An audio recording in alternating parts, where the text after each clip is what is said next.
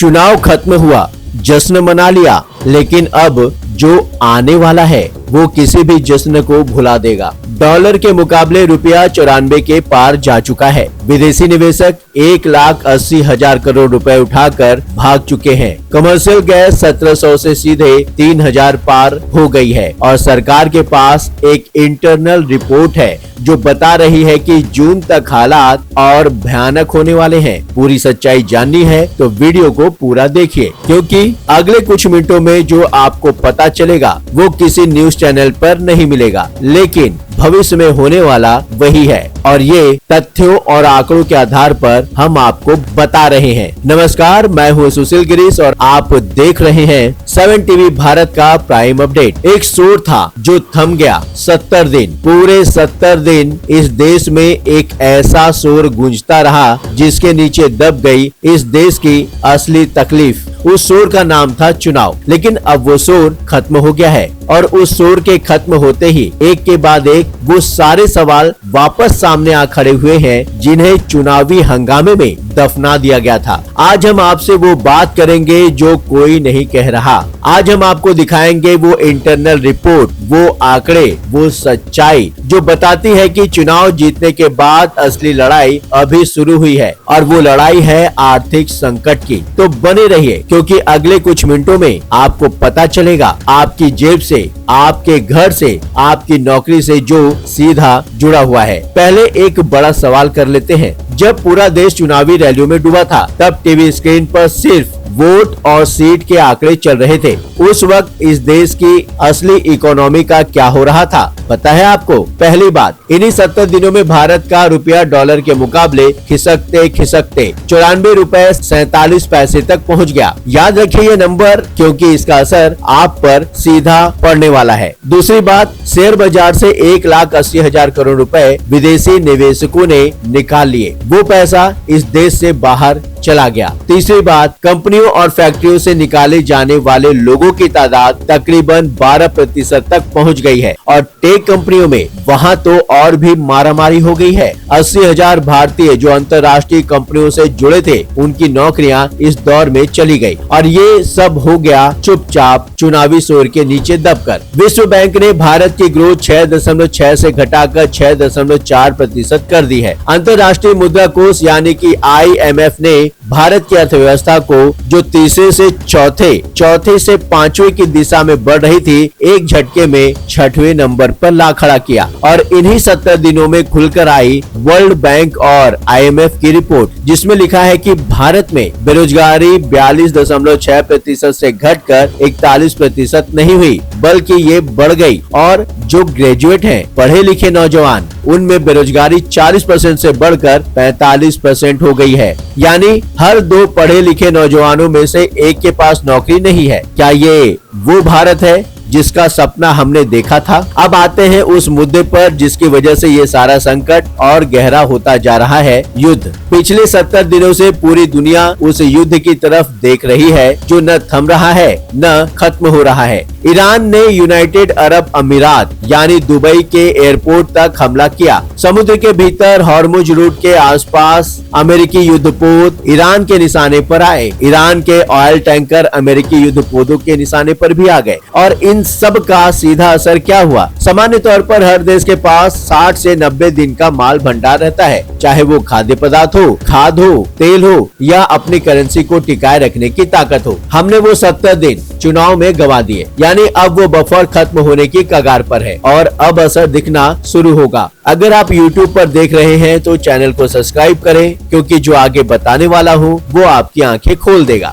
और मेरी बातों से नहीं खुली तो समय खोल देगा। और अगर फेसबुक पर हैं तो 7 टीवी भारत को अभी फॉलो कर लीजिए, ताकि हर जरूरत की खबर सबसे पहले आप तक पहुंच जाए। अब बात करते हैं उस चीज की जो आपकी रोजमर्रा की जिंदगी को सीधे हिट करने वाली है। डाबर इंडिया, हिंदुस्तान लीवर और नेस्ले भारत की 3 सबसे बड़ी उपभोक्ता कंपनी खुलकर कह चुकी हैं, हर प्रोडक्ट ट्रक की कीमत बढ़ेगी। और क्यों? क्योंकि इनपुट कॉस्ट यानी सामान बनाने का खर्च तकरीबन 55% तक बढ़ गया है। यूरिया 121% महंगा हो गया है, एल्युमिनियम 52%, सोयाबीन तेल 45 से 50%, गेहूं हो गया है 15 से 20%, पैकेजिंग तक महंगी हो गई है। और जो सबसे बड़ा झटका है वो है कमर्शियल गैस। दिल्ली में जो कमर्शियल गैस 1768 रुपए में मिलती थी, आज वो 3071 रुपए की है, लगभग दोगुनी। कोलकाता में 1875 से 3202 रुपए, मुंबई में 3024 रुपए और चेन्नई में 3270 रुपए। और ये सरकारी कीमत है। लेकिन ब्लैक मार्केट में 1 मार्च के बाद जैसे ही कीमतें बढ़ी, ब्लैक मार्केटिंग शुरू हो गई। 2500, 3000, 3500, 5000 और 5500 रुपए तक पहुंच गई। अब इस रेट पर किन किन लोगों ने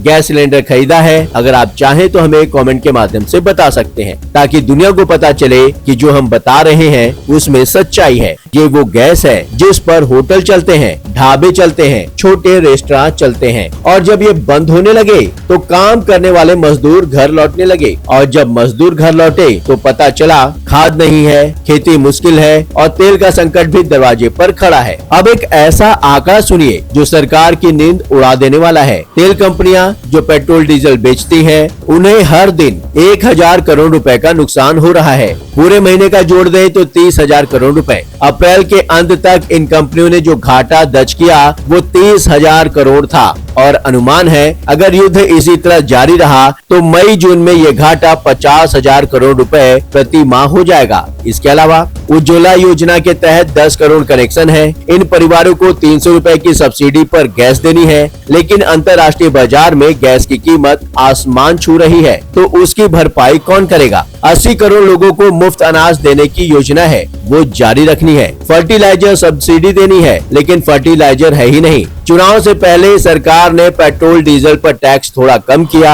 जिससे सरकारी खजाने पर 1,70,000 करोड़ का बोझ सीधे पड़ गया। सवाल ये है, ये सब कहां से आएगा? कुछ लोग कहते हैं आरबीआई नोट छाप देगा, लेकिन नोट छापने से काम नहीं चलेगा, क्योंकि समस्या पैसे की नहीं है, समस्या माल की है। जब माल ही नहीं होगा तो पैसा किस काम का? अब बात करते हैं उस चीज की जो इस देश की रीढ़ है, बुनियादी ढांचा यानी इंफ्रास्ट्रक्चर। इस देश को जो अलकतरा यानी बिटुमिन चाहिए सड़क बनाने के लिए, जो स्टील चाहिए पुल और इमारतों के लिए, जो सीमेंट चाहिए, वो कल पूजे दुनिया के अलग अलग देशों से आते हैं। उनकी कीमत इस दौर में दोगुनी हो गई है। अलकतरा जो 40,000 रुपए प्रति टन था, वो 80,000 रुपए प्रति टन हो गया है। समुद्री बीमा प्रीमियम 200% बढ़ गया। माल ढुलाई की लागत 175% बढ़ गई। और जो माल हॉर्मुज रूट की बजाय कैप ऑफ गुड होप के रास्ते आ रहा है, उसका फ्रेट कॉस्ट यानी भाड़ा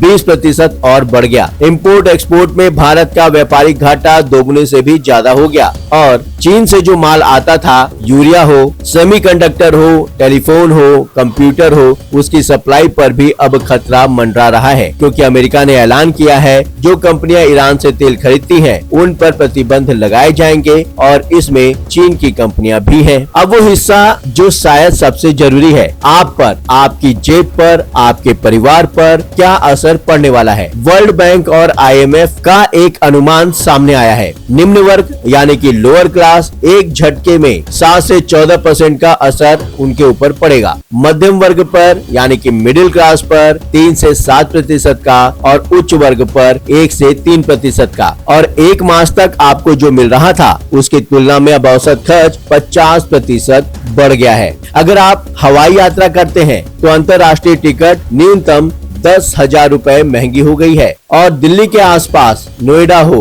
गुड़गांव हो, फरीदाबाद हो, इन औद्योगिक इलाकों में लगभग 45% उद्योग में काम नहीं है। बासमती चावल हो, टेक्सटाइल हो या सूरत का चमकता हुआ हीरा उद्योग, इन सब जगहों पर काम करने वाले करोड़ों कामगारों के सामने संकट आ चुका है। 1,90,000 कामगारों की कमाई सीधे बंद होने की कगार पर है। और अब आते हैं उन 3 बड़े सवालों पर जो इस पूरे संकट की जड़ में है। पहला सवाल, चुनाव तो जीत लिया, बधाई हो, लेकिन अब जो बड़े फैसले लेने हैं उनका सीधा असर मिडिल क्लास और लोअर क्लास पर तुरंत पड़ेगा। अपर क्लास कुछ दिन सह लेगा, मिडिल क्लास बचत तोड़ेगा, लेकिन लोअर क्लास उसके पास तो बचत भी नहीं है। समाज में तनाव बढ़ेगा, रियल एस्टेट तक की स्थिति नाजुक हो गई है। क्या सरकार के पास कोई आर्थिक दृष्टिकोण, इकोनॉमिक विजन है?